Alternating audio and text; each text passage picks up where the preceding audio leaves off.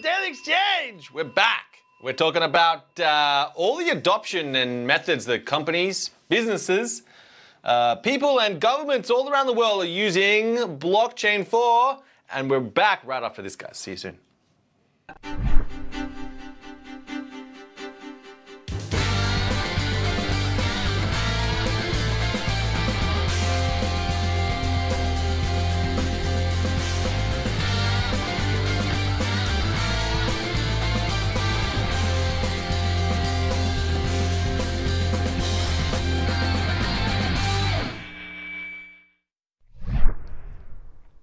Welcome back, guys.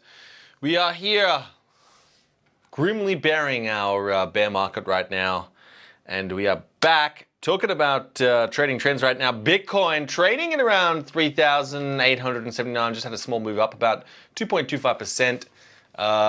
That is probably an averaged value. Ethereum at about $112, Bitcoin Cash 177. Might have to mention Bitcoin SV now at $89.24.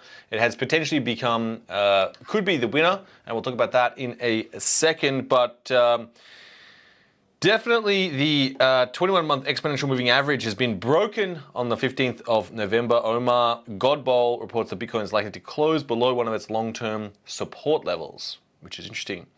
This level located just below the 5,900 has served as a price floor for the past 5 months. Bitcoin trading at about, I guess 5,815 US dollars, that is. There's obviously the Tether price as well, but that has a premium attached to it. Now, let's talk about Bitcoin Cash. Calvin Ayre, one of the leaders, has sort of talked about, I guess, potentially asking for a truce, and has, I guess, admitted defeat, potentially. The hash war has, been quite devastating in and of itself. And throughout it, the SV faction versus the ABC has been very vocal. Joel, I think we've got a tweet here from Craig Wright, who basically, they said they would not give up even if it cost a fortune. To all BTC miners, if you switch to mine BCH, we may need to fund this with BTC. If we do, we sell for USD, and well, we think BTC market has no room. It tanks. Think about it, we will sell a lot, consider that, and have a nice day. BTC to 1,000 does not faze me. Now, much speculation. Have we seen that actually transpire? And that's why the Bitcoin price has, I guess, taken a big hit of recent. Who knows? I guess Bitcoin Cash SV has landed now on CoinMarketCap, debuting at number 7, position 7. And it's probably a ticker BSV that we will talk about going forward in the future. According to CMC, the average price of BSV right now is about $88. Obviously being bumped around and up and down on the coin market cap right now. There's a lot of movement in this space, and it's definitely one that we can keep watching out for. I guess with the fork, there's still some people keeping the BCH ABC chain going. It's trading at around BCH itself. It's hard to tell really what exactly are you trading with BCH, but potentially you are trading. I guess it's the old Bitcoin Cash. So maybe BSV becomes the new norm.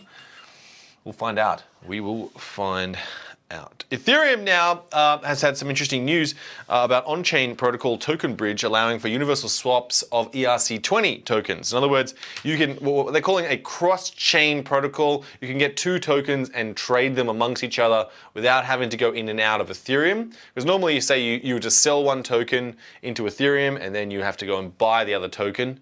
Whereas this one, you could trade the 2 together, which is pretty cool if you want to swap between Ethereum ERC20 tokens, allowing obviously a better utilization of side chains and reducing the gas involved.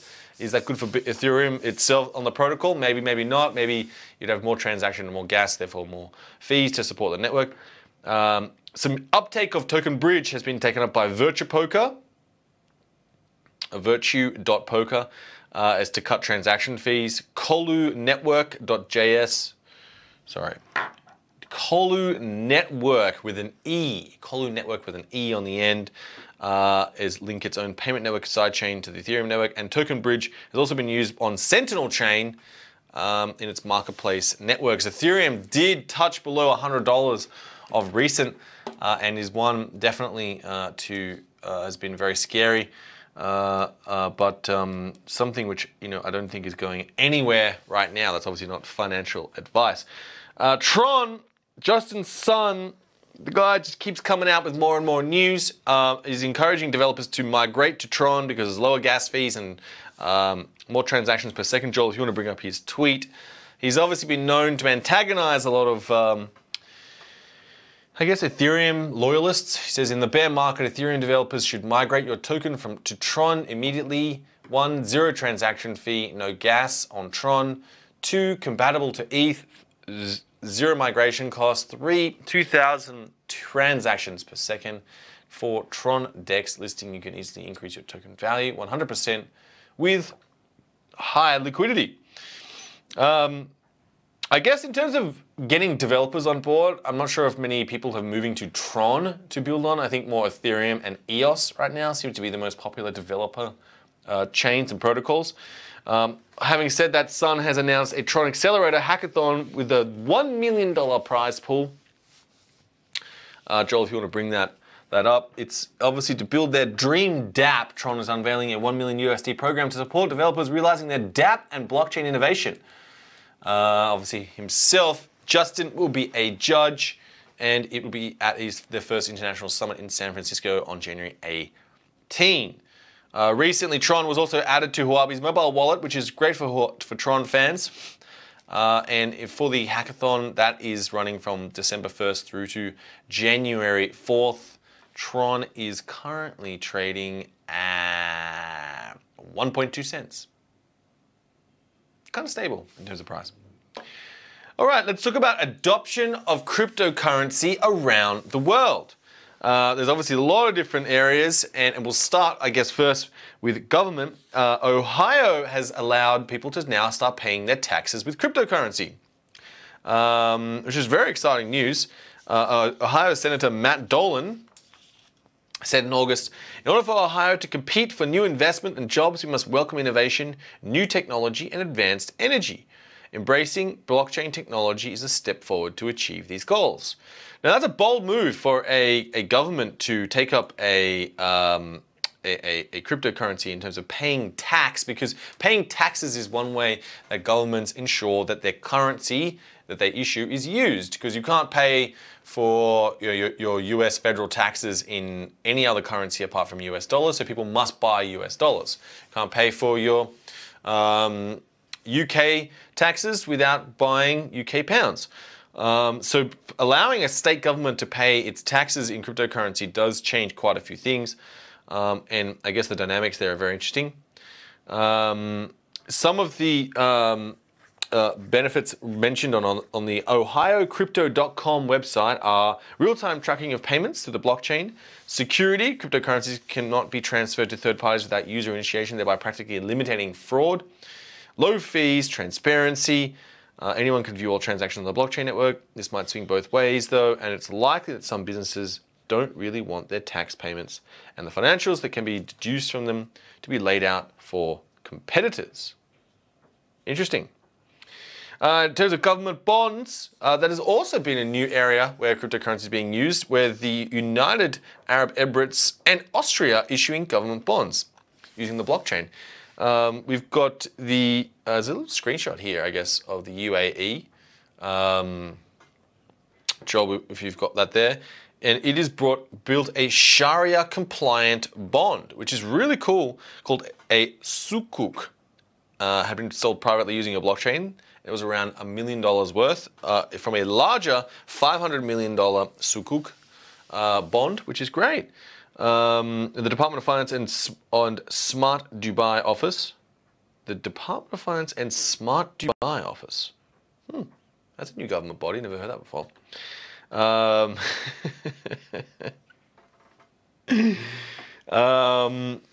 It is creating a payment network that can be used for other parts, including their police, transit, and health authorities. They have approved Stellar as being Sharia compliant, and also an Ethereum-based stablecoin created in Switzerland. We've also got one in Austria, where the Austrian government has recently issued $1.35 billion of government bonds using the Ethereum blockchain. Now, the tokens themselves aren't bonds, but they have tracked the information, and they notarize the bonds and keeping track of the data associated with them on the Ethereum blockchain. The Marshall Islands, we were talking about those guys, is looking to actually launch the SOV, which is a state-backed cryptocurrency. That's been a long associated state of the United States, and they obviously have lamented over the fact that they haven't got their own sovereign currency, and this is their way, basically, of getting their own currency. The president of the Marshall Islands said it's a historic moment for our people. And that being said, because the Marshall Islands have no existing fiat currency to index the SOV to, the SOV was essentially a stablecoin indexed to the US dollars. It's kind of cool, kind of cool. To give context, guys, the Marshall Islands has been using the US dollars because most of its revenue is actually made up of US aid, in fact. It's obviously been developed, the SOV, in cooperation with the IMF itself, and it is being very much closely watched by the international community. Talking about another state-based cryptocurrency, the Ukraine is considering, the UK National Bank is considering a state-issued cryptocurrency. It is called the Hryvnia. I am doing a terrible job of this one. Hryvnia. I'm going to go with a Hryvnia. That's probably way wrong. But the Hryvnia is a 1-to-1 ratio of the Ukrainian currency, and an advisor of the Ukrainian Bank Association, Alexei Kustush.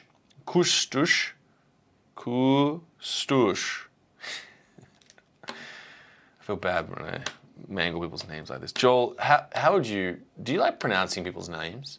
I'm terrible at pronouncing people's names. He has added, on the one hand, it will protect human rights in terms of property, and on the other hand, significantly reduce the cost and time of transactions, as well as accelerate the turnover of money in the country. Now, Ukrainian dollar has obviously been, I don't know if it's a dollar, but has been particularly treacherous, and one where people tend to, hedge out to US dollars or to Bitcoin, so launching in their own cryptocurrency would be very interesting. In terms of supply chains, guys, there's another mass adoption going on here, and they've got IBM obviously using the Hyperledger. You've got the public ones, VeChain, Walton Chain, and Wabi.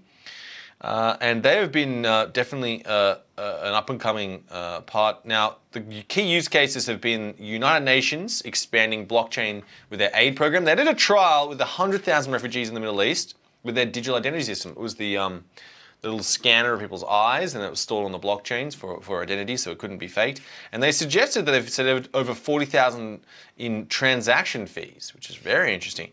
They're looking to do another trial in Africa now, which is incredible. And talking about supply chains, FedEx has also joined the consortium. And they've joined the IBM supply chain hub. It's got 270 members, including IBM, Intel, and even JP Morgan. And they quote from the Hyperion Executive Director, Brian Behlendorf. That guy's, I reckon that guy, when he was at school, everyone thought that guy was like the gangster and was going to be a king, I'm assuming. We're gaining traction around the world in market segments from finance to healthcare and government logistics. This growth and diversity is a signal of the increasing of recognition of the strategic value of enterprise blockchain and commitment to the adoption and development of open source frameworks to drive new business models, which is really cool. Very cool. Dairy farmers in the US have now been looking to track milk as well with the blockchain. After there was a massive scare of romaine lettuces, lots of ducks and lettuces.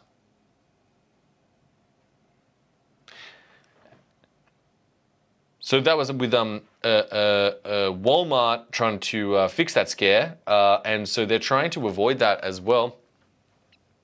There was also a recent event in Australia of contaminated strawberries, again, where huge amounts of product have been trashed and wasted. because the origin of the source of each of the lettuces and the strawberries could not be determined. So the dairy farmers are looking to change that. The other one we're looking at right now is that a big Chinese media outlet has now started to accept Bitcoin. The Beijing Sci-Tech report, it's China's oldest media outlet, has announced that it's taking subscription payments now in Bitcoin, which is incredible, considering how they're going to get that currency and all sorts of challenges inside around that. But it's pretty cool. Yeah, I guess one of the key things is what do you pay for with cryptocurrency, or do you just trade to invest? That's very interesting right now. Obviously, write in the comments, guys. What do you pay for with cryptocurrency? That's all we've got today, but I just want to mention that we have got some guests coming up tomorrow. We've got Casey Kuhlman of Monax.io. It's a smart contracts platform aimed at making smart contracts easy to use. And on Friday, we have Jimmy Song, the man himself, an outspoken Bitcoin core developer. He'll be joining us to chat on all things related to Bitcoin. So do subscribe and do join us. Press the little bell on YouTube, and we will see you guys tomorrow.